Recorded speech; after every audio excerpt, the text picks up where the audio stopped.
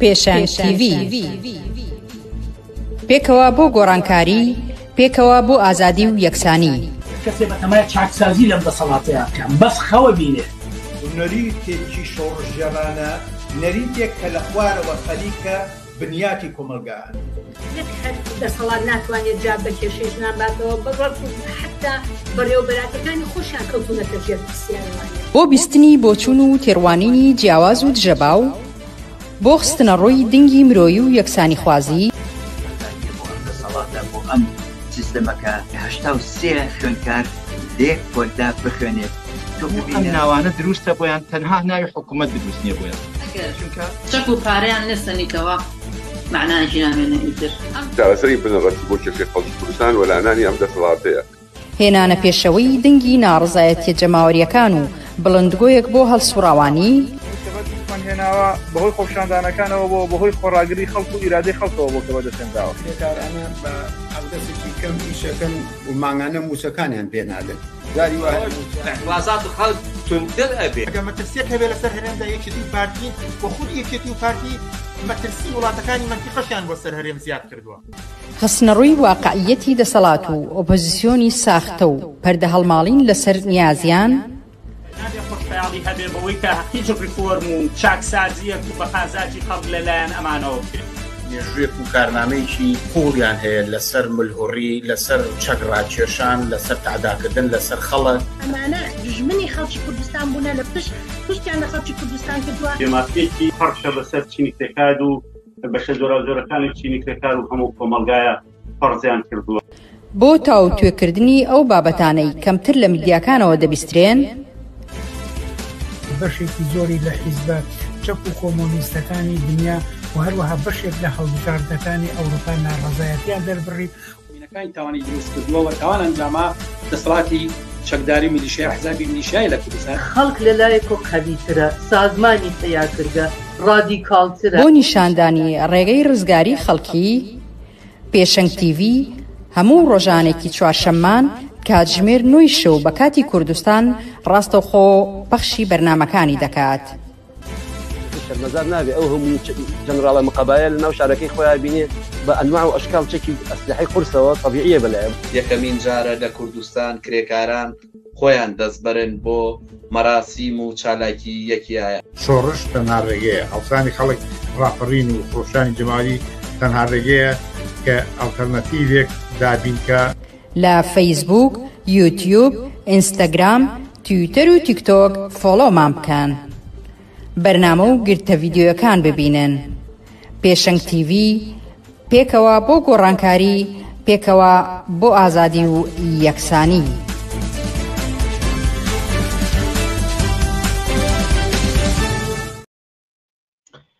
ئێوەرەتان باش بینەرانی عزیزی پێشەنگ TV، بنەر مستەفام و خۆشحاڵم بۆ چوارشەمەیەکتر دێمەوەلاتان بۆ پێشکەشکردنی پەخشی ڕاستەوخۆی بەرنامەکانی پێشەنگ TV. عزیزان، بەرنامەکانی ئەمڕۆمان 27 ئابی 2025 تایبەتە بە قسە و باس لەسەر ڕووداوەکانی چەند ڕۆژی ڕابردووی لالەزار. ئەم بەرنامەیە تایبەتە بە قسە و باسکردن لە سەر ئەو ڕووداوانە لە گۆشەنیگای جیاوازەوە. هۆکارەکەی چی بوو، بۆچی لە کوردستان ئەمە دەبینین، کاردانەوەکانی چی لێرە بەدواوە ئەکرێت چی بێت، ئازادی سیاسیەکان، پێگەی ئۆپۆزیسیۆن، هەتاوەکو دوای ئەم بابەتانە لەم بەرنمەیەدا تاوتوێ دەکەین. لەبەرەوەی کە ڕاستەوخۆیە ئێوەش دەرفەتی بەشداریکردنتان هەیە، سەرنج و بۆچوون و پرسیارەکانتان دەتوانن لە کۆمنت بنووسن و ئاڕاستەی میوانی بەرنمەکەی دەکەم و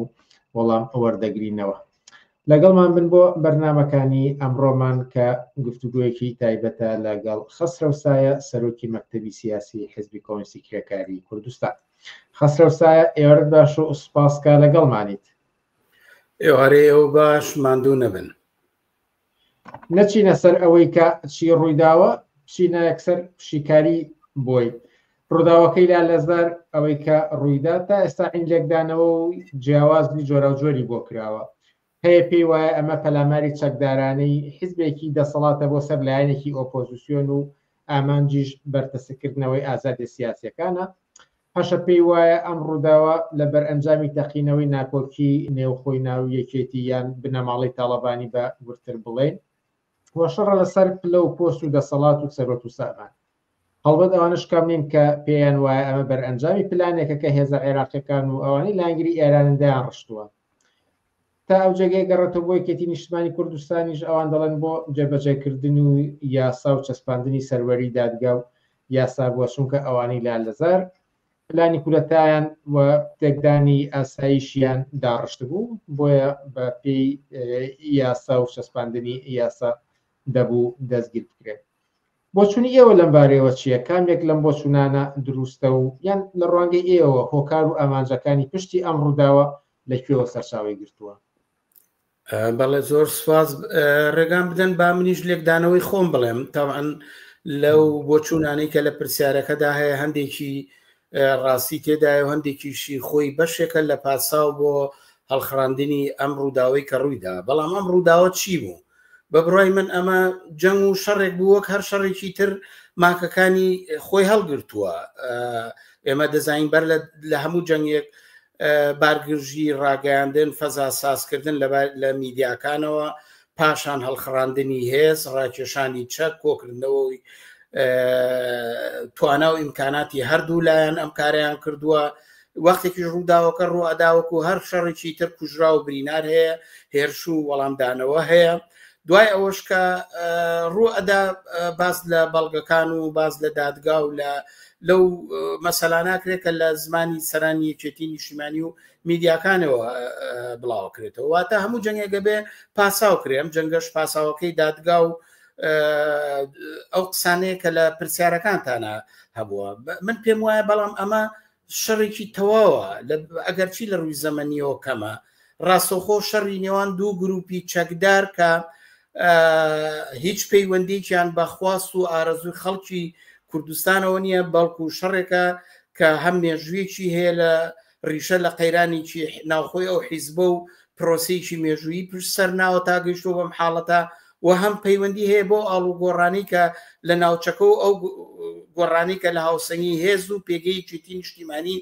لە ئاس هێزە ناوچەی و ناوخۆیەکانە هەیە. تەنانەت ئەم شەڕە بەرئەنجامی قەیرانێکی سیستەمی و دەسەڵاتدارە کە وابزانم لە بەرنامەکانی پێشووترە ئێمە بە تەفسیل لەم بارەوە قسەمان کردووە کە هیچۆی ئەم دەسەڵاتە کارامەی لە دەست دەرچووە وەڕاستەوە خۆ کەوتۆتە بەرامبەر خەڵکەوە و ترس لە ناڕەزایەتی خەڵک دەسەڵات هەوڵەدا بۆ ئەوەی کە لە گۆشەیەکەوە باڵادەستی و هەژمونی خۆی و قودرەتنمایی خۆی و ملهوڕی و سەرکوتگەری خۆی پیشانی کۆمەلگا بە. ئەتوان بڵێم ئەم هۆکارانەیە کە دەستیان خسۆتە نێو دەستی یەک و وای کردووە کە هەم هۆکارە مێژوویەکان ئاکتیڤ ببنەوە و هەم پاساوی بۆ دروستکرێ و هەم شەڕ و کوشتار بکرێ. دیارە ئەم شەڕە وەکو دەرکەوت لە نێو جەرگەی شارە ڕاستەوخۆ شەڕێکە لە دژی مەدەنیەت و ئەمنیەتی کۆمەلگا، شەڕێکە بۆ باڵادەستی تەصفیە حساباتی ناوخۆی یەکێتی نیشتیمانی، شەڕێکە بۆ هەڵسانەوەی پێگەی لاوازی یەکێتی نیشتیمانی لە بەرامبەر پارتی، لە بەرامبەر ئەو ڕەوەندەیە کە لە ڕۆژهەڵاتی ناوەڕاست لە بەرامبەر هێزە عێراقیەکان و وەکو هەموو شمان دەزانین ڕۆژانە باز لە گۆڕانکاریەکرێ کە بەڕێوەی و عێراق و هەرێمی ژەگرێتەوە. شەڕێکە کە ڕیشەی لەم چوارچێوە جیهانی و ناوچەی و ناوخۆیانەدایە نابێ ئەوشمان لەبیر بچێت. دیارە ئەحزابی ناسۆنالیست لە سنەتی خۆیان هەمیشە بۆ پاکتاوکردنی ریزەکانی خۆی، بۆ حەزەفکردنی حەریفەکانی خۆی هیچ کاتێک کەمی نەهێناوە بۆ سەرکوت و لەشکڕاکێشان و کوشتار بەبێ ئەوەی هیچ حسابێ بۆ ژیانی و گوزەرانی خەڵک، بۆ مەدەنیەتی کۆمەلگا، بۆ ئەمنیەت و ئاسایشکان. پێم وایە ئەم هۆکارانەیە کە لە هەلومەرجی ئێسای کوردستان و ئەو ناڕەزایەتیانی کە قوڵپەدا لە نێو ئەو بێزاری و تووڕێی کە قوڵپەدا لە نێو خەڵکی کوردستانە سەبارەت بە وەزعی ژیان و گوزەرانیانە بۆ ئەوەی کە بتوانێت باڵادەستی خۆی و ترس و تۆقاندن و هەیمەنەی خۆی بەسەر کۆمەلگایە و پاشەکشەر بوو ناڕەزایەتیانەکە لانی کەم بۆ ئەم فترێکیش بێدەنگیان کە وە لە ناو خۆی خۆشیە ئەو حیزبە یەک دەست کاتەوە پێویستی بۆ کە دەست بەرێ بۆ شەڕێکی لەم ناوواکە دیارە بەڵگەش بۆ ئەو کێشە ناوخۆیانەی ناوێچێتی دوژمنێکی حازر بەدەست کە ئەویش باوژ شێخ جەنگیە کە ئەویش بە هەمان شێوە گروپێکی چەکدار کە خۆی بەشێکە لە یەکێتی وە تا ئێستاش هەر لەو تاریخەدایەتان تا ئێستاش خۆی بەشێکە لە ئەندامی ئەنجومەنی ئاسایشی یەکێتی یانی هەرێمی کوردستان و من پێم وایە ئەمە زۆر لایەنی تری هەیە تاگا بە هێزە عێراقیەکان بە خودی پارتی بە ئەمریکا و هێزە هاوپەیمانەکان بە ڕۆڵی ئێران لەم قەزیە ئەمانە هەموو ئەتوانرێ پێکەوە گرێ بدرێنەوە و ئەم ڕووداوە لە لالەزار ڕوویدا بەم جەنگە کۆتایی بێکە دیارە ڕاستەوخۆ ئەوەی زەرمەندبووتیایە خەڵکی کرێکار و زەحمەتکێش کۆمەڵگا مەدەنیەت و ئاسایشی خەڵک بوو. لەسەر تەواوی ئەم هۆکارانی کە ئاماژەت پێدا من ڕەنگە پرسیاری زیاترم بۆ دروست بێیان وەڵامی زیاترم لەوە ڕاوەستم کە باست لەمە کرد کە ئەگەڕێتەوە بۆ کێشەی نێوخۆیی ناو یەکێتی مەبەستان لەمە چییە کە ئەم مێژوە لێرەدا دەوری هەیە و بەتایبەتی کەەوە کە زانین کەیتر لاهوری شێرزەنگیەوە حیزبی خۆی دروست کرده بوو قەیرانی نێوخۆی یەکێتی بۆچی لێرەدا دەردەکەوێت هەموو جەنگێک پێشینەیەکی هەیە وان نییە لە ئاسمانێکی بێهەور ڕاستەوخۆ ڕووبە پێشینەی تاریخی ئەو پرۆسەی کە وای کردووە پاڤڵ تاڵەبانی بخاتە بەرامبەر بە لاهورەوە پرۆسەیە کە دوای مەرجی تاڵەبانی دەست پێەکە وەختێ تاڵەبانی کە هۆکاری ئیتیحاد و یەکپارچەیی و کۆنتترۆلی ڕابەری یەکێتی نیشتیمانی بوو هەموو ئەو باڵانی خسە بەرامبەر یەکەوە سەرەتای ئەو پرۆسەیە نەوەیەکی نوێ پێ ئەبوو کە خۆیان ئەڵێن نەوەی گەنجانی یەکێتی کە زیاتر لە کوڕانی تاڵەبانی و لاهور جەنگی و براکانی و دەوروبەری ئەمانە بوو ئەمانە کەوتنە بەرامبەر سەرکردایەتیە کە لە ساڵانێکی زۆر لە پێشووە و لەوانە مەلا بەختیار لەوانە بەرهەم ساڵح محمود سنگاوی تان کۆسرەت ڕەسوڵ حاکم قایر ناکۆچێکە لە بینی ئەمانە جەمسەری بەس وەی چێتی بێهێز و لاواز کردبوو ئەو کاتە هەردوو ئامۆزا باڤێڵ و قوبات لەلایەک و لاهور لەلایەک و براکانی لەلایەک ئەمان دەستیان خسە ناو دەست یەک و ئەوانیان وە دەرنا و سەرنجام لە کۆنگرەیەکە کە زۆرترین دەنگی کۆنگرەی هێنایەوە لاهور بوو و هاوسەرۆکیان دامەزران بەڵام ئەم پرۆسەیە ئەوەی کە ئەم دوولانەی پرچە کرد ڕەتی هەیە بە بەشداری لە شەڕی داعش و ڕۆڵی ئێران و ئەمریکا ئەمانە هەردووچیان لە سەرێکەوە دروستکراوی ئەم دوو هێزن خۆیان هەم ئێران ئەمانەی پرچە کرد هەم ئەمریکا هاوکاری کردن لەژێر ناوی دژە تیرۆرە ئەمانە توانیان کۆنتترۆلی یەکێتی نیشتیمانی بە تەسفیەی ئەو ڕابەریەی کە پێشووتر لە ناو یەکێتی ئەو ساڵانێکی تر لە ڕووی مێژوویەوە نەقشیان هەبوو وەلانە و دەسەڵات و سەروەتی لە نێوان ئەم دوو لایەنەیە کە ئێستا لە دوو گروپی لاهور شێخجەنگی و پاڤڵە خۆی بەرجەساکاتەوە چڕ کردەوە ئیتیحادی ئەمانە یەکێتی ئەمانە بۆ تێپەڕین لە سەرکردایەتی ڕابردوو یەکێتی نیشتیمانی بە بڕوای من پرۆسەیەکە کە لە شەڕی داعشە توانی قەوام بگرێ بە هاوکاری ئێران بەواتایشتر ئەتوان بڵێم ئەمە هەردوو لایەن پەروەردەی دەستی خودی ئێران و ئەمریکان و ئەمانە تەواوی تەدریبیان کرد چەکی تەکنەلۆژیای ئەسکەری تەواویان پێ بدرا سەرنجام ئەمانە توانیان لەم پرۆسەی یەکەما بۆ تەسفیەی ڕابەرانی پێشووتری یەکێتی نیشتیمانی سەرکەوتن بێنن بەڵام ئەمە هێشتا نەیتوانی سەرکردایەتی یەکێتی یەکدەست کاتەوە و چەقی قورسایی دەسەڵات و سامان بخاتە نێو بنەماڵەی بەرزانیەوە ئەمە وای کرد کە سیراعات لە نێوان هەردوو هاوسەرۆکە بتەقێنێتەوە و لە ماوەی لە ساڵی 2021 تا ئێسا چەندین جار بەرکەوتە و بارگرژی و هەواڵەکانی ئەوە تا لە ئەخریا لە نێوان لاهوری شێخجەنگی و پاڤڵ تاڵەبانیە بەرجەستەیە هەر جارش پاساوێکی بوو تا لە ئاخریا بەوە دەرنانی و بە دوورکەوتنەوەی بە جۆرێک لە جۆرەکان لە حیز لە سەرکردایەتی یەکێتی نیشتیمانی و ڕاگەیاندنی قاوغێک بە ناوی بەرەی گەلەوانێ لاهوری شێخجەنگی جیابەوە لە کاتێکە هێشتا قاچێکی لەو سیستەم و دەسەڵاتەیە ئەمە هێشتا هێزی چەکدار مەخابەرات ئیمکانات پەیوەندیەکان لەگەڵ ئێران لەگەڵ ئەمریکا لەگەڵ پارتی لەگەڵ پەکەکە لەگەڵ هەموو لایەنەکان بە هاوشێوە ڕایانگرت ئەمە وای کردبوو کە دەسەڵاتی پاڤێڵ تاالبانی بخاتە خەتەرەوە بۆیە شرایطێک پێویست بوو کە ئەمە یەکلا بێتەوە ئەم ڕووداوانە لە جەرگەی ئەو هەلوو مەرجە کە پێشتر لە سوالەکەی ترا باسم کرد ضرورەتی ئەوی پیا کرد کە نەوەیەک تعرض بەرێ بۆ ئەوەی دەسەڵاتی یەکێتی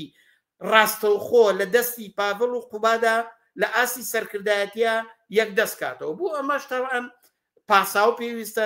قاچی دادگا دێنێتە پێشەوە لە کاتێکە خودی پاڤێڵ خۆی لە دادگامان نییە لە هەرێمی کوردستانە و کەیسی بۆ دروستەکە تامان حەقایقیشی تایە چونکە خودی لاهوری شێخ جەنگیش خۆ لە سەروبەندی دەسەڵاتی هەموو کەسەزانەیە کە ئەویش قدرەتی هەبووە کۆماندۆی هەبووە چەکداری هەبووە تعدایان لە خەڵک کردووە هەڕەشیان لە بازرگان و سەرمایهدار و کۆمپانیا و خەڵک کردووە هەموو ئەوانە ڤیددیۆکانی لە بەرچاوی خەڵکە من پێم وایە ئەم بارە مێژویە پێشینەکانی سەرهەڵدانی ئەم شەڕەیە بەڵام خودی ئەم پێشینانە بە تەنیا خۆی بەبێ ئەوەی کە ئەگەر نەبەسرێتەوە بە هەلومەرج و پێگەیە کە یەکێتی نیشتیمانی لە وەزعی ناوچەکە لە بەرامبەر پارتی لە بەرامبەر حکوومەت ئەو ڕووداوانەی کە بە دوای غەزە شەپۆلێکی گۆڕانکاری و تەوژمێک بۆ ئاڵوگۆڕ لە سیستەمی دەسەڵاتدارێتی و هاوکێشەی هێزی نێوان بەغاو هەرێم یەکێتی و پارتی و ئەحزابەکان لە کوردستان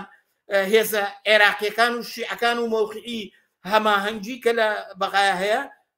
ناتوانانی جایکەیتەوە ئەمانە مەسائلێکن بەجیا لەوەش دۆخێکە کوردستان پیاتەیە پەڕێ و قەیرانێکە دەسەڵات پیا هەیە ئەمە وای کرد ئەم مێژووە سەر هەڵباتەوە وا بکە ئاکتیو بێتەوە و هەموو ئەمانە وەکوتم دەستخەنە ناودەستی یەک لەم مێژوەیە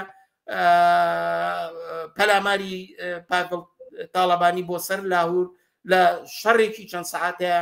شکل بگرێ و ضرورەت و پێویستی خۆی بێنێتە ئاراوە هەر لە بەشی یەکەمی قسەکان تا باسی ئەوەت کرد کە ناوچەکە لە بەردەم ئاڵوگۆڕدایە ئەمێ پرسم کە تا چەند ئەم شەڕە پەیوەندی بەو ئاڵوگۆڕێنەی و ناوچەکە و ناوخۆی عێراق و کوردستانەوە هەیە ئەو قەیرانانی کە لە سیستەمی دەسەڵاتدارێتی کوردستان و عێراقدا هەیە بەڵێ طبعاً بە دوای شەڕی غەزە شەڕی ئەمریکا و ئیسرائیل لە بەرامبەر ئێران و پەلامارەکانیان بۆ سەر لایەنگرانی ئێران لە ناوچەکەداوەی کە پێڵێن بەرەی مقاومەت ئەمە وەشکستێکە ئەم هێزانە خواردیان ڕاستەوخۆ زەربەیەکی شە بۆ سەر هەموو ئەو هێزانی حتا ئەگەر بەکردەوە لەو شەڕای بەشدار نەبوون بۆ سەر ئەو هێزانەیە کە لە ڕووی استراتیژیەوە لە ژێر سایە و سێبەری جمهوری ئیسلامیان یەکێتی نیشتیمانیش هەمیشە ناکۆچیەکانی لەگەڵ پارتیاوەکو پێشووتریش ئاماژەم پێکرد پارتی ئیستراتیژی خۆی لەگەڵ تورکیا بەڕێوە بە یەکێتی ئیستراتیژیتی خۆی لەگەڵ جێگە و پێگەی ئێران لە ناوچەکەی بردوتە پێشەوە ناکۆچیەکانیشیان بەڕاستی بە جۆرێک لە جێرەکان جگە لەوەی کە شەڕ و کێشیان لەسەر ناوچەکانی نفوز و قدرەتە لە ناوخۆی کوردستانە باڵا دەستیانە لە ناوخۆی کوردستانە بەسەر حاکمیەتی هەرێمی کوردستانەوە بەڵام خۆی لە خۆیان بە جۆرە لە جۆکان لە ژێر سایە و درێژکراوی ئەو ناکۆچیە ناوچەی و ناوخۆی عێراقەیە بووە وەختێکە بەرەی مقاومەت زەرباخوا یەکێتی نیشتیمانیش پێگەی لەقەبێ هەر وەک چۆن پێگەی حەشدی شەعبی لەقەبێ پێگەی حیزبوڵای عێراقی خەزعەلی حەشدی شەعبی ئەمانە ئەکەونە بەرامبەر سیاسەتەکانی ئەمریکا و ئێرانەوە ئەوە تا هەر ئەمڕۆ پەرلەمانی عێراق لە ترسی هەڕەشەکانی ئەمریکا و ئیسرائیل و لێدان و گەمار و ئابووری سەرخستنی سەر عێراق قەراری ئەو یا پرۆژە بڕیاری کە بۆ حەشدی شەعبی قەرار بوو بکەن بە بەشە لە دەسەڵات و هێزی عێراقی کشانویانەتەوە ئەمەش یەکێتی نیشتیمانی لی بەدەر نیە ئەمێ بڵێم لەقبوون و زەربە خواردنی هێزەکانی ژێر سایەی و ئەوانەی کە ئیستراتیژی خۆیان لە سێبەری سیاسەتە ناوچەیەکانی ئێرانەدان بوو لەوانەیە یەکێتی نیشتیمانی لەق بووە و یەکێتی نیشتیمانی ئەزانێت کە گۆڕانکاریەک بەڕێگاوەیە بۆ ئەمە پێویستی بە قودرەت نماییەکە کە بڵێ با بە منیش ئەم ئەوە تا کۆنتترۆلی ناوچەم کردووە یەکدەست و یەقاچ ئەم ئیدارەی ئەم شوێناکەم و وەڕێگا ئەگرم لەوەی کە هەر کەسێ پێشەوانەی ئەو ڕەوتە بێ کە بڕیارە لە ڕۆژهەڵاتی ناوەڕاست کە عێراق و دوایەوەش کوردستان بەشێک بێلێ و تەنانەت ئەمە جوابدانەوەی کە بەبەرەی هاو ئاهەنگی کە شیعەکان لە سەرێکیانەوە ڕەبتیان بە یەکێتی نیشتیمانیەوە هەیە بۆ نوێکردنەوەی ئەم پەیوەندیانە بۆ هاو ئاهەنگیکردن و بەرزکردنەوەی بەرەی ئەوان ئەم بەرەیە یەکێتی نیشتیمانی بۆ هەڵسانەوەی پێگەی خۆی پێویستی بۆیە بۆ ئەمەش هاتووە تەصفیه حساباتی ناوخۆی لە هەلومەرجی ئێستاە لە هەلاهورە تەشخیصداوە و ئەم کاری کردووە سەرێکی تری ئەم لایەنە اعتراضاتی خەڵکە ئێمە وتمان لە بەرنامەکانی پێشووە باسی ئەومان کرد کە قەیرانێک لە کوردستانە قەیرانی حاکمیەتە ئەم سیستەمە 30 ساڵە نەتوانێتی ئاو کارەبا نەتوانێتی موچە نەتوانێتی حتا وەڵامی کێشەی تاوان کوشتار ڕووداوەکانی ناوخۆی کوردستان چارەسەرکە هیچ وەڵامێکی سیاسی بۆ نییە تەنانەت هیچ وەڵامێکی نییە بۆ چارەسەرکردنی کێشەی هەرێم لەگەڵ بەخایە لە چوارچەوەی فیدرالیزمێکی داڕزی و داتەپیوە ئیتر ناتوانێت ئەم دەسەڵاتە ئیدارەی کۆمەلگای کوردستانکە و ئیمکانی ئەوە هەیە لە هەر لە حەزەیەکە خەڵک بتەقێتەوە بەتایبەتی لە چەند ساڵی ڕابردووە خەڵک ئیتر ناوتنی بەم دەسەڵاتەوتووە ئیتر خەڵک بێزاری و ڕێیەکەی گەشتۆتە ئەوجی خۆی و دەسەڵات مەقبولێتی نەماوە وەک ساڵانی نەوەتەکان هەتا 2000 نەبوو کە خەڵک هەرچۆنە بێ لەژێر ناوی کوردایەتیە ئەم دەسەڵاتی پێقبول بوو بەڵام ئێستا خەڵک بەتایبەتی دوایەوەی کە حەڤەی شوباتی پشتسەرنا ناڕەزایەتی مامۆسایان خەبات بۆ ئازادیەکان و دیفاع لە سەردەشت عوسمان لە هەموو شوێک و اعتراضات هەیە ئەمە ترسێک بوو لەوەی کە بەتایبەتی لە قۆناغێکا کە موچە کەوتبووتە گرێژنە و قورگی شێرەوە لە بەغا ئەمە تەوەقع ئەکرا تەقینەوەیەک ڕووبا تەقینەوەیکی کۆمەڵایەتی خۆیانیانوت هەموو سەرکردایەتیەکی نیشتیمانی لەم قەیرانە ناوخۆی اقتصادی و سیاسی و چەندە سەیجێ حزابی دەسەڵاتدارە کە خەڵک کەوتۆتە بەرامبەر دەسەڵاتەوە یان هەر ڕۆژێ بێت تەقێتەوە ئەمە پێویستی بۆ بوو کە هەیمەنە و دەسەڵات هەژمونی خۆی پیشان بە ملهوری خۆی پیشانە بۆ ئەمە لە هەوشە جەنگی نیشانەیەک بوو توانی ئەم شەڕە بکە و ئێستاش دەزانین ئەو شەڕە بۆ مای ئەوەی کە خواست و ناڕەزایەتەکانی خەڵک پاشەکشە بە دەرەجاتێ بکە هەتا بە جۆرێک فرسەت یا بە دەسەڵات تا بتوانێت لەگەڵ بەغا ڕێبکەوە مانگی شەشە چۆنێ بێ پینە و پەڕۆی موچەی مانگی شەش بکەن و جۆرێک ئەم ناڕەزایەتی خاوکەنەوە هەتا ئەگەر بۆ چەند ڕۆژێکیش بێ بۆ چەند هەفتەیەکیش بێ بۆ چەند مانگێ بێم کارە بکەن ئەمە هێزنمایەک بوو بەرامبەر بەم دەنگی تووڕێیی کەیچێتی پێویستی پێێتی بە تایبەتی کە ئەبینێ پارتی بە ئەویش بە هامەر و بە دۆشکە پەلاماری هێزی هەرچیە داتەوە شیروانیە خاتە زیندانەوە بەبێهۆ لە شیڵاتزە پەلاماردانی خەڵگەکە بە دەیان کەس ئەگرێ لە هەولێرە بە هەموو جۆرە ناڕەزایەتێکی سەرکوت کردووە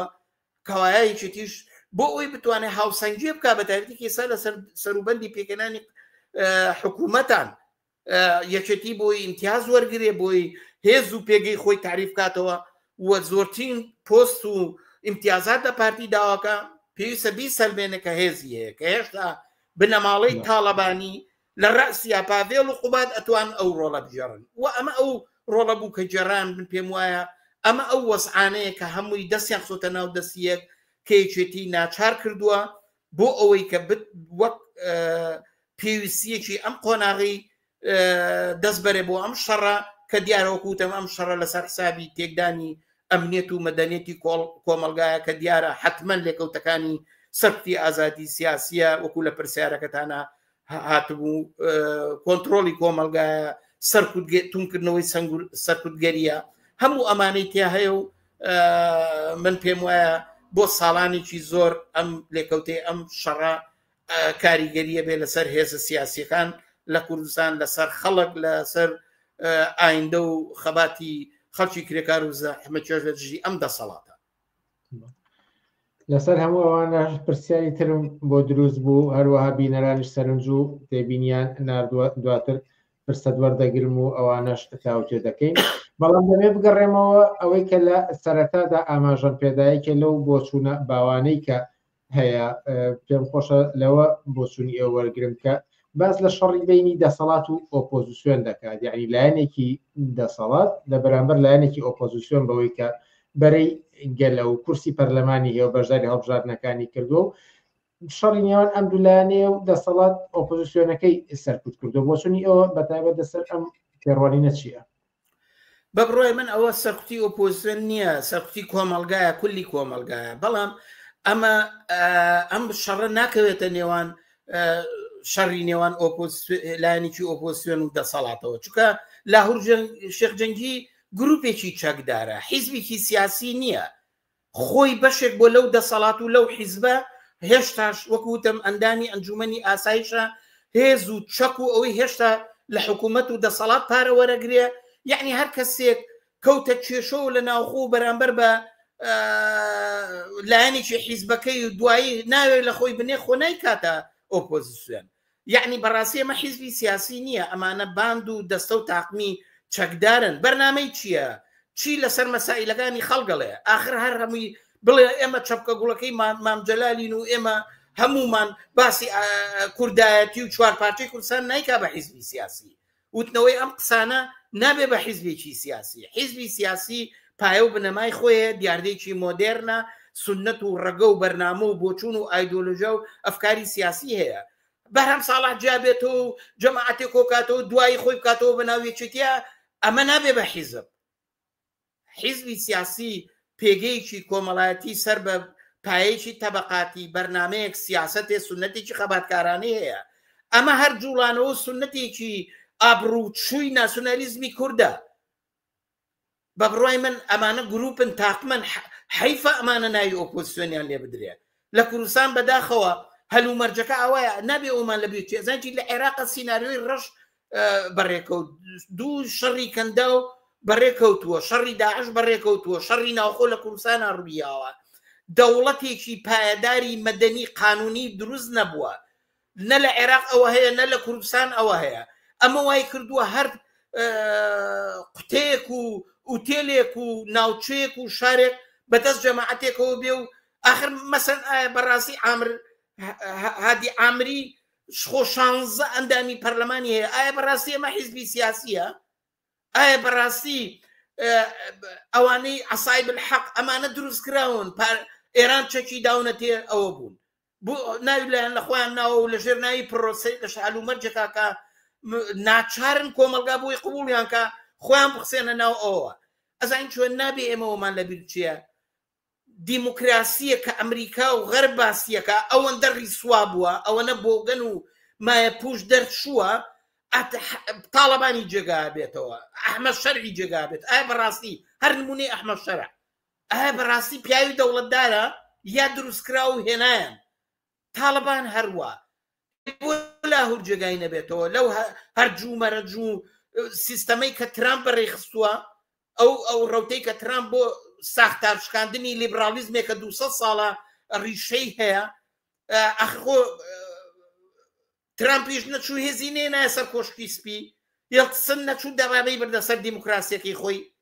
ئەمانەی جێگایە بێتەوە، بەڵام ئەمانە حیزبی سیاسی نین. ئەم شەڕە ڕاستەوخۆ بەرامبەر شەڕی نێوان دوو گروپی چەکدارن لە هەلومەرجێکا کە گۆڕانکاری لە ناوچەکەیە هەیە، کوردستان ڕوبەڕووی قەیران و ناڕزایەتی هەیە، کێشەیەکی ناوخۆیی هەیە. ئەمانە ئەم تاقمانەی دروست کردووە. ئەگەر ئەمریکا چەکی پێنەیە و ئێران چەکی پێنەیە لاهور شەرجەنگی توانێت چی بکە؟ چ شتێکی هەیە؟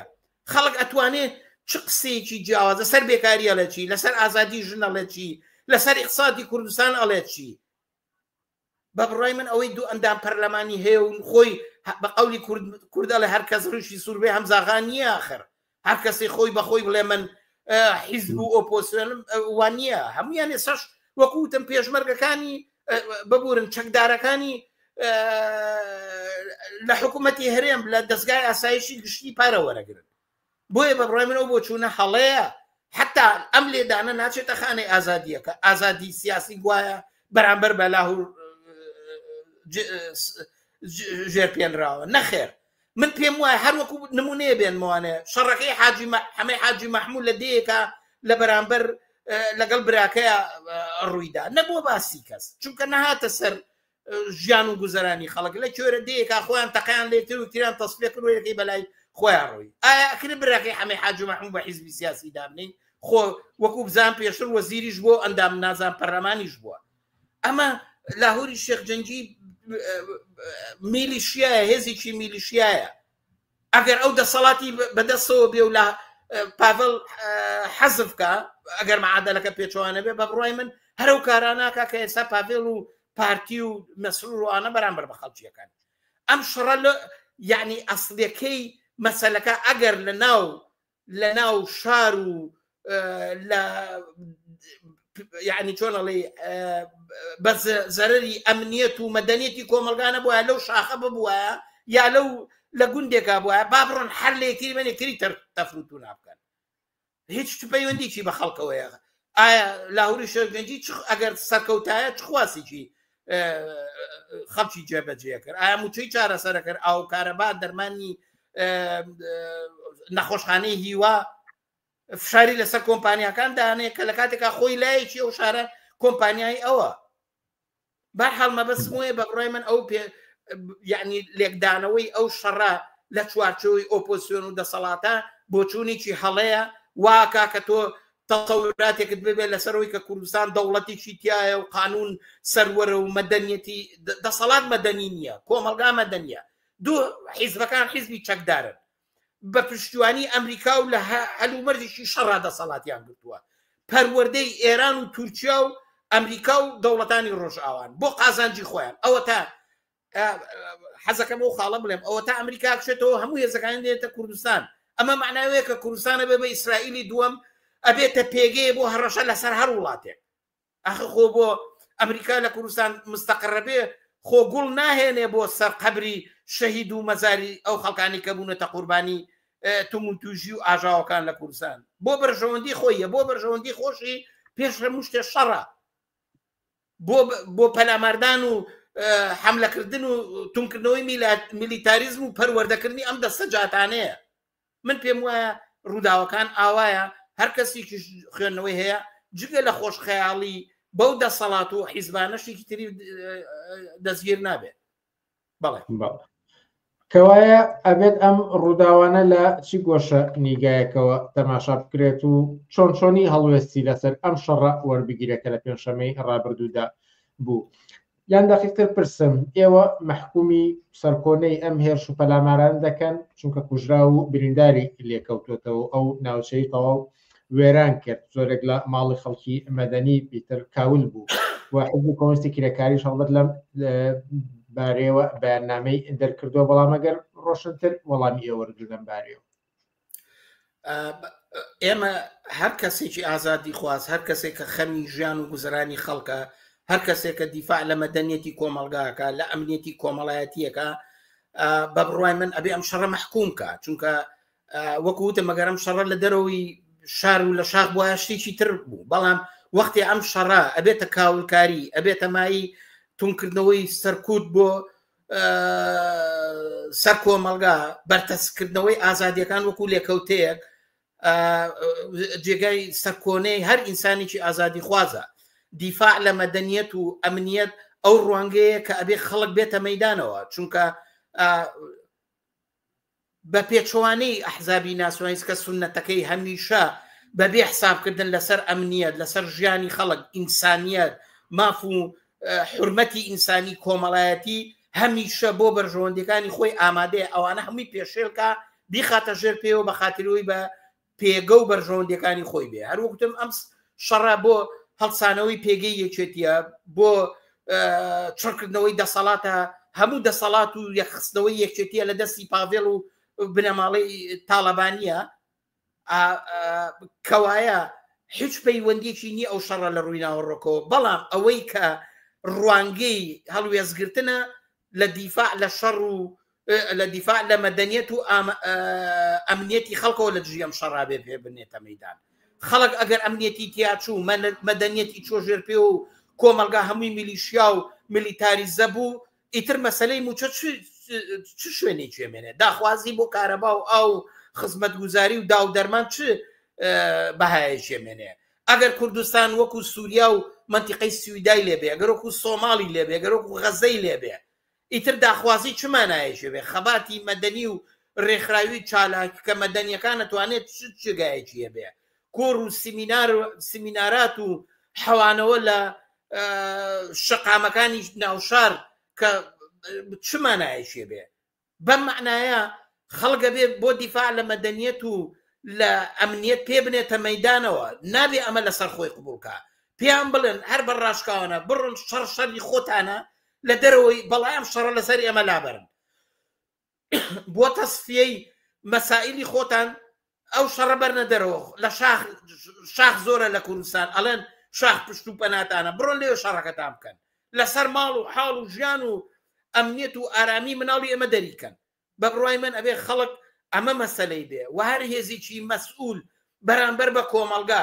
حیزبی کۆمونیستی کرێکاری لەم ڕوانگەیەوە لە مەسئولیت بەرامبەر بە ژیان و گوزەران و ئەمنیەتی کۆمەڵگاوەم شەڕە مەحکومەکە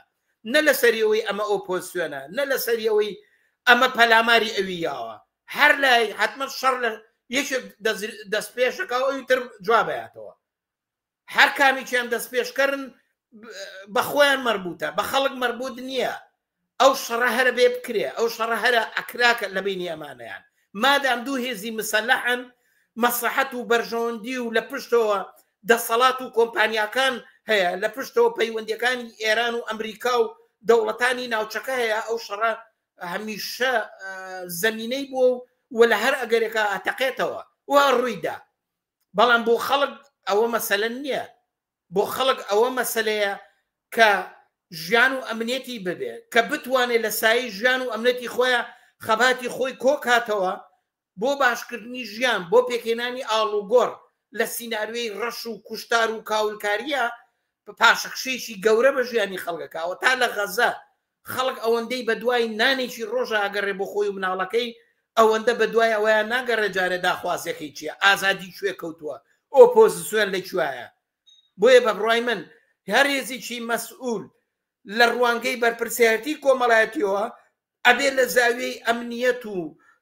مەدەنیەتی کۆمەڵگاوە ئەم شەڕ و تهدیدانە بۆ سەر خۆی بۆ سەر کۆمەڵگا و خەڵکی ناڕازی قبول نەکا و ئەبێ خەڵک لە بەرامبەریان ڕاوەستێ ڕێیان پێ نەدەن ئەم ملهوڕی و لە شکری کێشیە بۆ سەر کۆمەڵگا دووبارە ببێتەوە ئەبێ سنوورێ بۆ ئەمە دابنرێ بەڕێسمە سەر کۆمنت و پرسیاری بینەران بابەتێکی ترکە هەر پێشەمەی ڕابردوو لە تۆڕە کۆمەڵایەتەکان و دەستگا ڕاگەاندنەکانەوە بڵاوێ و نامێ بازی بەسەردا بدەن کۆمەڵە دیمەنی ناخەژەن بوون بە تایبەتی ئەوانەی مامەڵەکردن لەگەڵ دیلەکان و سوکایەتی و ئیهانە پێکردن پێیان کە ئەمە پێشتر زیاتر لە سووریاوە دەبینرا و لەلایەن دەسەڵاتەکەی جۆلانیەوە دەبینرا لەم سەردەمەدا ئەم جۆرە ڕەفتار و بەرخوودە لە کوردستاندا دەبینین بە بڕای من ئەمە بەشێکە لە پرەنسیپ و سونەتەکانی ناسیۆنالیزم ئاخر خۆ ئەمڕۆ ئەم کاریان نەکردووەی لە شەڕی ناوخۆیە ئەی لە پەلاماردانی هەمویان یەکتریان کوشت دیلیان کوشت هەتا توانیان حتا باسی ژنی یەکتریانەکە لە ڕاگەیانەکانەوە هەچیان بەدەمیانە ها بەرامبەر بە یەک تری کردیان و دواییش هەموو باسی ریزی یەکریزی ماڵی کوردیانە کرد بە بڕای من ئەم پیشاندانی ئەم ڤیددیۆیانە ئەڵلقەیەکی تری هەرم سینناروەیە کە ئەیبینن ئەوش بۆ چاوترساندنی خەڵکە بەڵام حقیقەتی ئەو ڤیددیۆیانە ئەم پرەنسیپە پیشانەیە کە ناسیۆنالیزمی کورد سەراپا بۆگەن دواکەوتوو زدی مەدەنیەت زدی ئینسانی ئامادەیە بۆ گەیشتن بە بەرژەوەندەکانی خۆی هەموو لۆمپەنیزم دەم بەرێ بۆ هەموو ڕستە و جوملەیەکی نەشیاوی و غەیرە مۆراڵ ئامادەیە بۆ ئەوەی کە خۆی بقبڵێنێ بەسەر خەڵک لە ڕێگای ترس و تۆقاندنەوە دیل بکوژێ لێی بدا جلی داکەنێ لە سژنیا بنێ ئاخر باشە خۆ ئێمە بینیمان لە بەرامبەر حیزبی کۆمونیستە 5 کەسی کوشت بە ڕۆژی ڕووناک دوایی تەرمەکانیشی خستە ژێرخۆڵ و قەدەغەی تەعزی دانانی پرسەشی کرد و ئەمەی لەگەڵ هەموو کەسێکا کردووە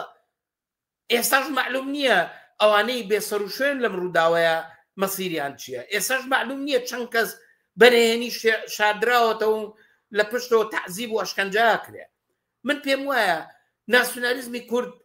بە پێی تەبیعەت و خەسڵەتی کە ڕەوتێکی زدی ئینسانی کۆنە پەرز تێکەڵ بە ئاین بە عەشیرەتگەری دوور لە ژیانی شاری و مەدەنیەت سەری هەڵاوە ئەم شتانی بە ئاسایی لێ ئەوەشێتەوە و بەشێکە لە بنیادی ناسیۆنالیزم ئەمە وەکو بەشێ لە ئەخلاقی کوردایەتی ئەناسێنێ ئەمە بەشێ لە سەرکەوتنەکانی هەڵسوڕاوان و ڕابەرانی بزوتنەوەی کوردایەتی ئەناسێنێ ئەمە بە خەڵک بناسێنێ بۆیە بە بڕوای من زۆر ئاساییە ڤیدۆی لەو جۆرانش بڵاو بێتەوە چۆنەڵی ئەم شێوە غەیرە مۆراڵانەش بخەنە بەرچاوی خەڵک تا بڵێن ئەوە بەشتان ئەگەر ئێوە لە دژی من بێنە مەیدانەوە ئەوە مەسیری هەرو کەسە بوو کە ساڵانێک لە پاڵمانە بوو بەشێک بوو لە خۆمان بە بڕای من ئەمە ئەو سنەتەیە کە خۆی دووباراکاتەوە پێشتریش بووە لە مێژووە و ئێستاش وێنەکانی پیشانی خەڵگەدرێ پرسیار و تێبینی یەکجار زۆر هاتووە سەرەتا سوپاس بۆ بەشداری چالاکانەی بینەران ڕەنگە نەتوانین یەکەیەکەی ئەو بابەتانە تاوتێ بکەین بەڵام ئەگەر وەکو چەند بەرنامەیەکی تر کردومانە بەشێک لەو ناوەڕۆکی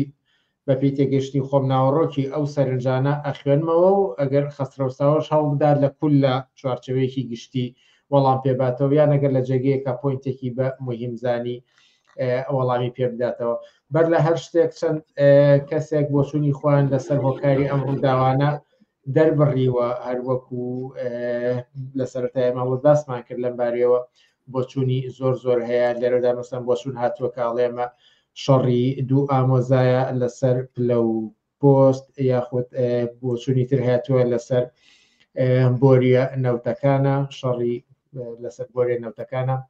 پرسیار هاتووە لەسەر هەڵوێستی پارتی کە دوای 3 ڕۆژ بەیاننامەی دەرکردووە و داوا لە حکوومەت دەکا کە بە پێی یاسا بچێتە ئەم پێشەوە سەرنجێکی درێژاتەوە باز زۆر دەکا کە لە سلەیمانی کۆمەڵە حیزبێکی زۆر هەن و ئەگەر کورتی کەمە بەتوێی تێڕوانینی خۆم کە کاریان بیسنسە بۆ بازرگانیە و دەسەڵاتداران بە پێی کات دەتوانێت لە بەرژەوەندی خۆیدا بەکاری بهێنێت پرسیاری ئەوە کراوە کە باس لە هەوڵی تیرۆری بابڵتاڵەبانی کراوە مەگەر نابێ هەموو هەوڵی تیرۆرێک قەدەغە و مەحکوم بکرێت سەر بەخۆ لەوەی کە کێیە هەروەها سەرنج پرسیینی تریش هاتووە ئەگەر هەڵیان گرین بۆ دوایی بەڵام ئەگەر حاڵی بوو بێتیت بەشێک لەوانە بتەوێت وەڵامی بدەیتەوە فەرموو زۆر سپاسی ئەو بینەرانە بۆ بەشداریان بۆ پرسیار و تێبینیەکانیان تەمان من وتم ئەوە ڕاستەکە لە گۆشەیەکە مەسلێ تەسفی حسابێکە لەسەر وەکو شەڕی ئەڵەن دوو ئامۆزایە شەڕی دوو گروپی چەکدارە زیاتر من پێم وایە شەڕەکە ڕاستە لێوان دوو کەسا قوتوی بۆتەوە بەڵام نابێت شەخسەنەیکەین بەڕای من وایە شەڕەکە لەسەر دەسەڵاتە لەسەر تەوزیعی سەروەتە لەسەر بەدەستەوەگرتنی ئایندەی یەکێتیە و پێگەی لە دەسەڵات لە هەرێمی کوردستان و ناوچەکە و ڕەتی بە هێز ئیقلیمی و ناوخۆیەکانەوە هەیە ئەوە حەقیقەتێکە ئەم شەڕە ئەوەی کە لە کوردستانە ئەحزابی جۆرا و جۆر هەیە بەڵێ وەکوتەمەمە هەڵتۆقینی وەسعەکە دیموکراسی ئێستا وای لێ هاتووە مەلایەک ئەگەر ساڵانێکی زۆریش تیرۆری کردوێ ئێستا بێتەوە بڵێ بابام دیموکراسیم قبوڵ و خۆی ڕووپۆشکە ئەوە حیزبەکەمە و دەسەڵاتە قبوڵیەکە دیموکراسی ئاوا گەندەڵ و پوچ دەرهاتووە لە دنیای ئەمڕۆدا ئەوەژە توانرێ قبولکە یعنی هیچ پایە و ئەساسێکیشی نەبێ ئەوانە ئەکرێ بڵین ئەوە حیزبە بگورن پرسیاری تر ئەگەر بنارجیان بیرم خەیتەوە بەڕاستی زۆر دوانیشت کە گرنگە یەکێکیان لەسەر هەڵوێستی پارتی و داواکردن لەوەی کە حکوومەت ڕێگەی یاسایی بگرێتەبەر لەگەڵ مەحکومکردنی تیرۆر هەر کەسێ بێت بەڵێ تاوان تیرۆر شتێکی خراپەوە هیچ حتمما چکە تیرۆر کاکرێ لە بنەڕەتا بۆ ترساندنی کۆمەلگایە هەر ئامانجی شخصەکە نییە بۆیە حتمما کاری تیرۆر کارێکی خراپە بەڵام تا ئەوجێی بە هەڵوێستی پارتیە گەڕێتەوە مەسەن خودی ئەو بەیاننامەی کە دوای ڕووداوەکان و لە جەرگەی ڕووداوەکانە تەمەنێمە هەموو متابعەمانە کرد مەسول بەرزانی کاکە پەیوەندیم کردووکە بە پێچەوانەوە ئەو شەڕەکە ڕووی داوەکوتم ئەمریکا ئاگای لێ بەبێ ئاگاداری پارتی نەکراوە بەبێ ئاگاداری ئێران نەکراوە خودی ئەمریکا و بەریتانیا ئاگایان لە قەزەکەی حتا ئەوانی کە نیگەران لەوەی کە با لەم شەڕەیە شەڕی چەکی ئەو پەیمانەکان کە گوایە بەپی بەڵێننامە نابێت لە شەڕی ترە بەکاربێ لابێ لە شەڕی داعشات بەکاربێ پیشانەیە کە خۆیان ئەڵێن خۆیان یەکێتی باسەکە ڤیددیو دەنگۆکان هەیە کە هەمویان ئاگایان لێ سوودانی ئاگای لێ ئەوەی کە پارتی باسی ئەوە کاکە بێ ئەم شتە بە دادگابێ باشە خۆی دادگاکەی شیروان شیروانی معلومە ئەوانەی کە هەڵسوڕاوانی بادینان من پێم وایە ئەم شتە ئاوان سێکە فرسەتێکە کە پارتی بە یەکێتی داوە چکە یەکێتی ژەزانێت کە پارتی لە ناوچەی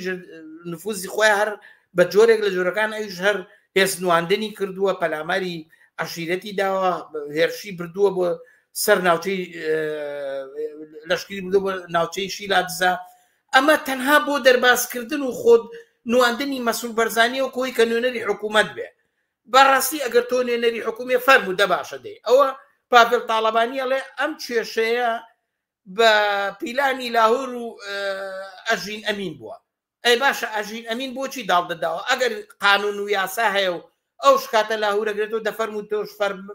فەورەن بڕۆ دەستگیری کەوبی ێرە بەردەم دادگا ئەگەر مەسەلەکەتانەمەیە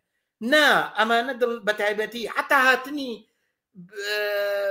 نێچیوان بارزانی بۆ سلێمانی لەژێر ناوی مەسەلەی کۆنگری سۆشیال دیموکراتە بە بڕوای من پارتی لەسەر دوو خەتکاری کرد لە ژێرەوە تەئیدی کرد وەختێکیش لە ناوەڕاستی شتەکەیە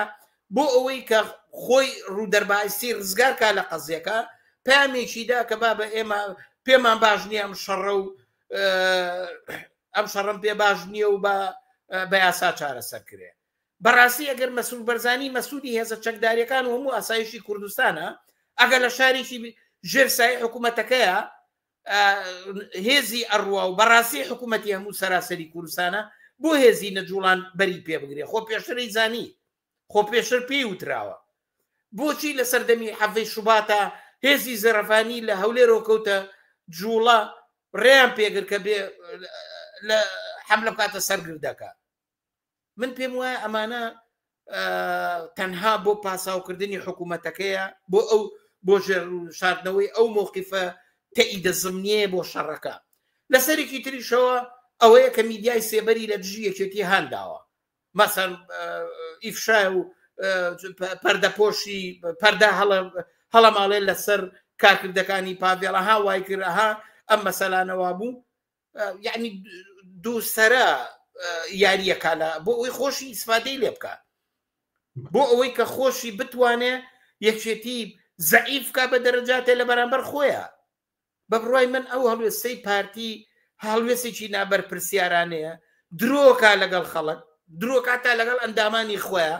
و ئەو پەیام و بەڵێن و شتانی کە لە حکوومەتەوە دەرچووە نیشانەیە کە ئەمە حکوومەت و دەسەڵاتێکی ناوچەییە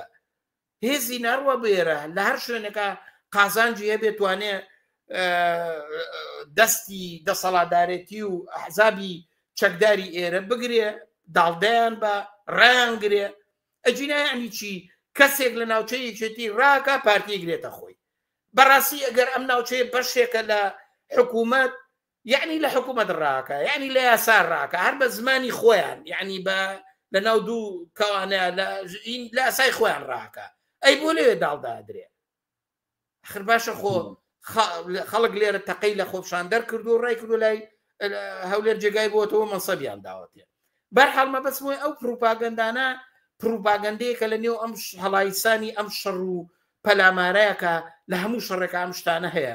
بەڵام ئەوەی گرنگە خەڵکی کوردستانە کە دەبێ بەم پاسا و تەبریراتانە فریو نەخۆن و پەنجەی خۆیان بۆ سەرتاپای ئەم دەسەڵاتە ڕاکێشن کە ئەوان تاوانبارن کە ئەوان بەرپرسیاری ژیان و ئەمنیەت و سەلامەتی و مەدەنیەتی کۆمەلگان ئەگەر ئەوانی دیای حکومە دەکەن دەبێت لە هەر شوێنێکی ئەم کوردستانەیە تاوان ئەخڵقەیە بێ خۆیان بە بەرپرس بزانن خەڵک بێکار و ئاوکارەبا و بێموچەیە ئەنجا مەسەلەی ژیان و مەرگی ڕاستەوخۆشیان لە ژێرسایی گول لەو تۆپ و درۆنی هێزە چەکدار و گروپە چەکدارەکان پێێتە بەرخەتەرەوە ئەوان بەرپرسیارن خەڵگە بێ لە دژی هەموو ئەم دەسەڵاتە بێتە مەیدانەوە و ئەوە هەڵ ئەگەر ئیجازە بدەی خەسرەوسایە مادام باسی خەڵک هاتە پێشەوە ئەگەر بە تەمانەم و کۆمنتی زیاتر بخێنمەوە بەڵام چەند کۆمنتێکی تر بخەمە سەر شاشەکە و بەتایبەتیوانی پەیوەندیان بە خەڵکەوە هەیە جارێ ئەمریکا ئەڵێ ئەم لەم شەڕانەدا تەنها کوڕی هەژار پێوە ئەبن یەکێکی تر لێرەدا دەڵێت کە پەیوەندی بە ژیان و گوزەرانی خەڵکەوە هەیە کە هەست دەکەن لە مەترسیدایە و ئەمە لە داخوازیەکانیان و ناڕزایەتی دەربڕین دووریان دەخاتەوە و پرسیارێکی سەرنجڕاکێش دەڵێ خەڵکی تا ئێستا بەداخەوە هیچ هەڵوێستێکی نەبووە لەبەرچی بە بڕای من ئەو هەڵوێستانی کە تا ئێستا بۆ دیارە لە میدیایە ئەو زاعەکە دیارە خەڵک پاشەکشەیەکی گەورەی پێکراوە یعنی پاشەکشەیەکی پێوەکراوە جگە لە ڕووی ژیان و گوزەرانەوە خەڵکی برسی خەڵکی ناومێت کردووە بە دەرەجاتێ لە ڕوش ئەم شەڕ و مڵوری و سەرکوتگەری تریش ئەوەندەی ترد ئەو داخوازی و دەنگە ناڕازەی بردوتە دواوە حتا حزابی ئۆپۆزیسیۆنیش کە خۆیان سەرێکی ئەو دەسەڵاتن ئەوانیش بەشە کۆمپانیەکانی ئەیان لەم دەسەڵاتە گرتووە ئامادە نین قیل ئەو قیلە و قاوەیی کە لە ناو پەرلەمانە ئەیان کرد لێرە لەسەر مەسەلە بیکەن چونکە ئازان کە خۆشیان احتیمال و ئەگەریەوەی بکەونە خەتەرەوە من پێم وایە بەڵام ئەم مەسەلەی لە ئێستاە نەوعێ لە دڵە ڕاوچیە و چۆنەڵی چاوەڕوانی لەنێو خەڵکا دروست کردووە بەڵام ئەو زاعەکە وا نامێنێ بە بڕوای من لە داهاتوویشی نزیکە ئەم ئەو زاع ئارامتر بێتەوە من پێم وایە خەڵک لەمە خۆش نابێ خەڵک ئێتراز و ناڕەزایەتەکانی برەو پێ ئەدا هەر ئێستا لە نێو کۆڕ و کۆمەڵەکان هەر ئەو دەنگانی کە لە میدیاکان و تۆڕ کۆمەڵایەتەکان ئەو بەیان نامە خودی ئەو بڵاوکردنەوە ئەو ئیفشاگەری لە دژی دەسەڵاتی یەکێتی و پارتی لە نێو خەڵکاتون بۆتەوە نیشانەی جۆرێک لە هەڵکشانی دەنگی ناڕازی خەڵکە تووڕێی و بێزاری خەڵکە لەو دەسەڵاتە من پێم وایە خەڵک لەگەڵ ئەوەشدا بەداخەوە لە ڕابردوشدا ئەعترازەکانی پەرشوبڵاو بووە ئەعترازەکانی نەیتوانیوە ئەو سەنگەی ببێ کە نوێنەرانی خەڵک کە هێزی خەڵک لە هاوکێشەی نێوان حیزبەکان و دەسەڵات و ئۆپۆزیسیۆنە پێگەیکی ئەسلی پێیاکە هێشتا ئەو نەبووەتە ئەوە تهدیدە لەسەر دەسەڵات بۆیە هەروە لە ڕووداوێکی ئاواوە ئاسان نییە خۆی کۆکاتەوە یەکسەر پێ بنێتە مەیدانەوە ئەجینا ئێمە لە دەورەی سەردەش عوسمانە خەڵک ئەو زاعی تێر تەسەلتر بوو خەڵک ئومێدەوارتر بوو بە داهاتووی خۆی لە 24 ساعتە هەموو شارەکانی کوردستان هاتنە مەیدان لە حەڤەی شوباتە بە هەمان شێوە حتا ڕووداوی دنیای عەرەب بەهاری عەرەب بووە سەبەب بۆ تەقینەوەی خەڵک هیچ ڕووداوێکی ناوخۆ نەبووە هۆی سەر هەڵایسانی حەڤەی شوبات مەبەستمەوە هەر ئەو خەڵکەیە کە لە حەڤەی شوبات لە سەردەمی سەردەش عوسمان لە دەورەیەکە کە خەڵک ئەتوانێت خۆی کۆکاتەوە بە بڕای من ئەم شەڕە زەنگێکی خەتەری لێداوە بە بڕای من خەڵک هێشتا کەوتۆتە دەورەی تەعقول و وردبوونەوە لە ڕووداوەکە ئەوەی کە چۆن بتوانێت لە ژێر فشارەکانی برسێتی و بێموچەیی و گرانی و بێخزمەت گوزاریە لە پای ئەم سەرکوت و خەتەرە بۆ سەر ژیان و ئەمنیەتی چۆن خۆی کۆکاتەوە هەموو ڕووداوێکیش بۆ خەڵک وایە پێداچوونەوەی هەیە بیرکردنەوەی هەیە من پێم وایە ئەم ڕووداوە ڕاشڵەکێنەرە بۆ ڕاهەڵسوڕاون و ڕابەرانی ئێعترازاتی جەماوەری کا بێفکر لە شێواز و لە هاتنە مەیدانێکی ترکەنەوە کە بتوانن ئەم جارە نەک هەر دەستی ئەم ئەحزابی میلیشیایی و دەسەڵاتدار لە پشتەوە ببەسن بەڵکو هەوڵ بن بەرنامەیە نەخشەیەک دانن بۆی کە گۆڕانکاریەک لە کوردستانە بە ئەقاری بەدەستەوە گرتنی مەسیری کۆمەلگا و ئیدارەی کۆمەلگا لەلایەن نوێنەرانی خەڵک و ڕێکخراوەکانی خۆیانەوە بهێن نەکایەوە ویستم لەسەر ئایندی ناڕەزاتی جەماوەریەکان و کاریگەردانان لەسەری و ئەوەی کە پێویستە چی بکرێت پرسیارکەم بەڵام ئێوە خۆتان هاتنە سەری و بۆیە بەداخەوە لەوەش زیاتر کاتمان نییە کە پرسیار و سەرنجی بینەران تاوتێ بکەین بە داوای لێبوردنەوە دقیق بخەمە ئیختیاری خۆتان و ئەگەر شتێک ما بێ بتانەوێت بیڵێن و لە چاوپێکەوتنەکەماندا باسمان نەکرد بێت فەرمون بە کورتی. من پێم وایە ئەم ڕووداوا بێ ئیتر هیچ پاساوێک ناهێڵێتەوە بۆ ئەوەی کە خەڵک لایەنگری و تەئیدی جوڵانەوەی کوردایەتی و ناسیۆنالیزم کە ناسیۆنالیزم ئەمەیە، کوردایەتی ئەمەیە، ئەو بێ پرەنسیپ و ئەو ملهوڕی و لەشکرکێشیە بۆ سەر ژیان و گوزەران و ئەمنیەت و مەدەنیەتی کۆمەڵگا. هەموو ئەو تاوانانە لە جوڵانەوەی ناسیۆنالیزمی کورد و بزوتنەوە و حیزبەکانیەوەیەتی، پاڤڵ تاڵەبانی، پارتی لاهوری شێخ جەنگی، هەموو ئەوانەی کە باسی کورد و کوردایەتیەکەن ڕۆڵەی باوەشی ئەم بزوتنەوەیان. ئەم بزوتنەوەیە هیچ پێشڕەویی کۆمەڵایەتی تیان نییە، هیچ ئومێد جێگای بەسقەی سەرە دەرزێ جێگای ئومێد و ئارەزووی خەڵکی کرێکار و زەحمەت چێ ژن لاوان ئازادی خوازان نییە. ئەگەر بمانەیە بەڕاستی بمانێت لەم هەلو مەرجوونە هامەتیانەیە سا ڕزگار بین بە پلەی یەکەم دابڕانە لە ناسیۆنالیزمی کورد، لە باوەڕەکانی، لە سیاسەتی، لە حیزبەکانی، لە نوێنەرانی پەرلەمانی، لە حکوومەتی، بە پێچوانەوە خەڵک کاتیەوەیە کە بێ ریزەکانی خۆی یەکگرت و ڕێکخراوکە، هەڵسوڕاوان و ڕابەرانی بزوتنەوەی کرێکاری ژنان لاوان دەستخەنە ناو دەستیەک لە دەوری مەشهوری داهاتوویکی ئازاد و کوردستانێکی ئازاد و سوسیالیست پێ بنێنە مەیدانەوە. ئەمە تەنها ڕێگایە. خەڵکی کوردستان ئەگەر داهاتوو بەدەستیانەوە بێ نەک هەر مەسەلەی ئەمنیەت و ژیانیان، بەڵکو ژیانێکی ئاسوودە و ئارام و کامەرانەتوان بەدی بێنن، لێزانین و خێبرە و تواناییەک ئەوەندە لە هێزی ئینسانی خەڵکی کوردستانە هەیە ئەتوانێت ژیانێ دروستکە کە ئیتر لەم بۆ گەنا و جێژاوی کە حزابی ناسیۆنالیستی کورد 30 ساڵە ژیانی خەڵکە هاڕێ کۆتایی پێبێنێ و مەسیرێکی ئینسانی بۆ خۆی دامەزرێنێ. من پێم وایە ئەمە ئەو شتێکا بێ، ئەو دەرسەیەکا بێ خەڵک لەم ڕووداوانە و لە ئەحزاب و حکوومەت و هێزەکانیان و دادگا و سیستەمەکەی لی بگرێت و چیتر هیچ چاوەڕوانێکی لێ نەبێ. کوردستان پێویستی بە گۆڕانکاریەکی شۆڕژێرانە و دەسەڵاتدارەتی جەماوەریە کە ڕێکخراوە لە شوراکانی خەڵک خۆیانە. خەسرەوسا سەرۆکی مەکتەبی سیاسی حیزبی کۆمونیستی کرێکاری کوردستان، زۆر سپاس لە بەرنامەکانی ئەم شەوی پێشنگ تیڤیدا ئامادە بوویت و کاتژمێرێک لە کاتمان بردیت و بۆ ئەم چاوپێکەوتنە بە سوودە. سپاس بۆ ئێوە بۆ بینەران، زۆر زۆر سپاسی هەموو بە ڕێزاناکەم کە گوێگرمان بن و بە دیارمانەوە ماندوو بن. شەوێکی خۆشتانە بێ. شەوێکی خۆش بۆ ئێوەش.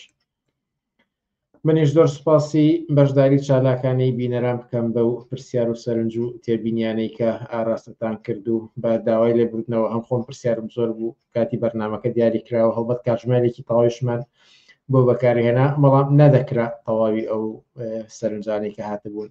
تاوتێ بکەین. بەڵام حتمما جارێکیش بەڵێن دەدەینەوە بەرنامەکانی تریش پرسیارێک سەرنجێک تێبینیەک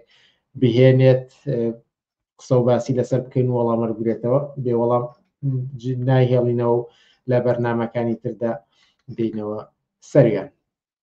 لێرەدا دەینا کۆتایی بەرنامەکانی ئەم هەفتەیەمان تا هەفتەی ئایندە کاتێکی خۆش بۆ هەموو لایەک و هەر شاد و سەرکەوتوو بن.